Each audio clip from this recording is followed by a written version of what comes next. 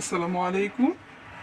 আজকে হিসাব বিজ্ঞানের তৃতীয় অধ্যায় লেনদেনের আমরা 8 নম্বর সৃজনশীলটি সমাধান করব।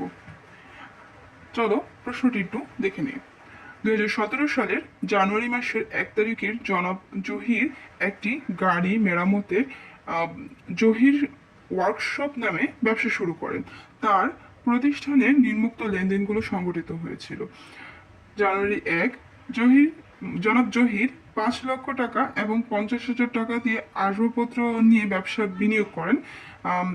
জানুয়ারির 16 তারিখ প্রতিষ্ঠানের ব্যবহারের জন্য 65,000 টাকা দিয়ে একটি যন্ত্রপাতি ক্রয় করেন। জানুয়ারির 21 তারিখ গাড়ি মেরামত করে 80,000 টাকা আয় করেন। জানুয়ারির 26 তারিখ ওয়ার্কশপে ভাড়া প্রদান করে 21,000 টাকা। 28 তারিখ প্রতিষ্ঠানের কর্মচারীর বেতন প্রদান করে 25,000 টাকা। মালিকের গাড়ি মেরামত করে 15,000 টাকা। 30 তারিখের লেনদেন। ক নম্বরে জানতে চেয়েছে জহির ওয়ার্কশপের মূলধনের পরিমাণ কত। মূলধন কোনটি? মূলধন হচ্ছে আমাদের 1 তারিখের যে লেনদেনটি আছে সেটি হচ্ছে আমাদের মূলধন। এখানে মূলধন বলতে প্রারম্ভিক মূলধনের পরিমাণ জানতে চেয়েছে। জানুয়ারি 1 তারিখ জনাব জহির 5 লক্ষ টাকা এবং 50,000 টাকার আসবাবপত্র ব্যবসায় বিনিয়োগ করেন। সুতরাং এইটুকুই শুধু আমাদের এই ক নম্বরের প্রশ্নে আসবে। ক নম্বর প্রশ্নটা একটু উত্তরটা একটু দেখে নেই। জহির ওয়ার্কশপের প্রারম্ভিক মূলধনের পরিমাণ নির্ণয় করা হলো অথবা মূলধনের পরিমাণ নির্ণয় করা হলো, একই কথা। তারিখ বিবরণ টাকা 2017 সালের জানুয়ারি 1 ব্যবসায় বিনিয়োগ করা হয়েছে 5 লক্ষ টাকা এবং আসবাবপত্র ক্রয় করা হয়েছে 50,000 টাকা। ইন টোটাল 5,50,000 টাকা। এটাই ছিল মূলধন। খ নম্বরে জানতে চেয়েছে জানুয়ারি মাসের ব্যবসায় মোট আয় ও ব্যয়ের পরিমাণ নির্ণয় করো। মোট আয় এবং ব্যয়ের পরিমাণ জানতে চেয়েছে। এখানে কি কি আয় আছে আমাদেরকে একটু দেখে নিই প্রশ্ন থেকে। 21 তারিখ গাড়ি মেরামত করে 80,000 টাকা আয় করেছেন, এটি একটি আয়। মালিকের গাড়ি মেরামত করেছে 15,000 টাকা, এটিও একটি আয়। আর ব্যয় কি কি আছে? 26 তারিখের লেনদেনটি যে ওয়ার্কশপের ভাড়া প্রদান করেছে, এটা একটা ব্যয়। 28 তারিখ প্রতিষ্ঠানের কর্মচারীর বেতন প্রদান করা হয়েছে 25,000 টাকা, এটা ব্যয়। তার মানে এখানে দুইটা আয় আছে, দুইটা ব্যয় আছে। উত্তরটা আমরা দেখে নিই।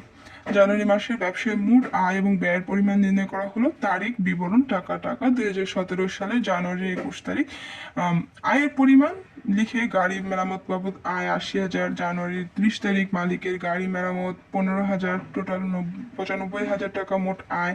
ব্যয়ের পরিমাণ লিখে জানুয়ারি 26 তারিখ ওয়ার্কশপের ভাড়া প্রদান 21,000 টাকা।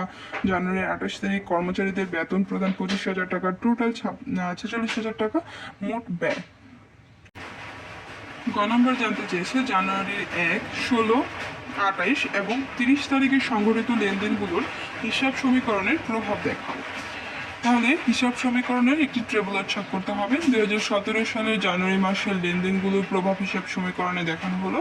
তারিখ, উদ্ধৃত, সম্পদ, দায়, মালিকানা সত্ত্ব, মন্তব্য। এখানে সম্পদ আছে নগদ, আসবাবপত্র এবং যন্ত্রপাতি। দায় কোনো ছিল না, সেজন্য দায়ের ঘরটা ফাঁকাই রয়ে গেছে, মালিকানা সত্ত্ব। চলো আমরা অঙ্ক থেকে একটু দেখে নিই। 1 তারিখে কি বলেছে? জনাব জহির 5 লক্ষ টাকা এবং 50,000 টাকার আসবাবপত্র ব্যবসায় বিনিয়োগ করেন। তাহলে নগদের ঘরে 5 লক্ষ টাকা, আসবাবপত্রের ঘরে হচ্ছে 50,000 টাকা, মালিকানা সত্ত্বের ঘরে হচ্ছে 5,50,000 টাকা, এবং এটি মন্তব্য হবে মূলধন আনয়ন। জানুয়ারি 16 তারিখ প্রতিষ্ঠানে ব্যবহারের জন্য 65,000 টাকা দিয়ে একটি যন্ত্রপাতি ক্রয় করা হয়েছে। যন্ত্রপাতি ক্রয় করার কারণে নগদ টাকা কমে গেছে, সেজন্য নগদ থেকে বাদ দেওয়া হয়েছে এবং যন্ত্রপাতি ক্রয় করার ফলে যন্ত্রপাতির ঘরে টাকা যোগ হবে।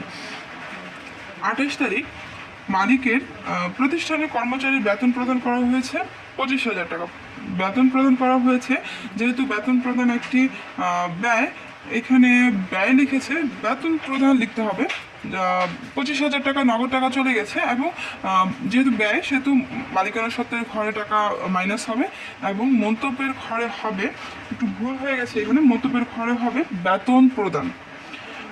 30 তারিখ বলা হয়েছে মালিকের গাড়ি মেরামত করা হয়েছে 15,000 টাকা। মালিকের যেহেতু গাড়িটি মেরামত করা হয়েছে, মালিক যেহেতু প্রতিষ্ঠানের ভিতরের কিছু নয়, মালিক নিজস্ব প্রয়োজনে যেহেতু ব্যবহার করেছে, এটা এক ধরনের উত্তোলন। এবং মালিক যেহেতু ব্যবহার করার ফলে তার একটা আয় হয়েছে, এটা আয়।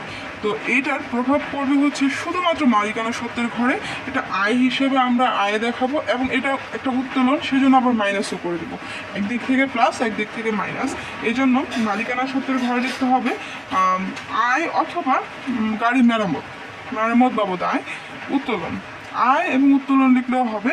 15,000 টাকা যেটা প্লাস সেটার বরাবর হবে আয়, এবং 15,000 মাইনাস সেটার বরাবর হবে উত্তোলন। টাকা যোগ বিয়োগ করলে আমরা ইন টোটাল টাকা মোট 5,25,000 টাকা দুই পাশে পেয়ে যাব। ধন্যবাদ।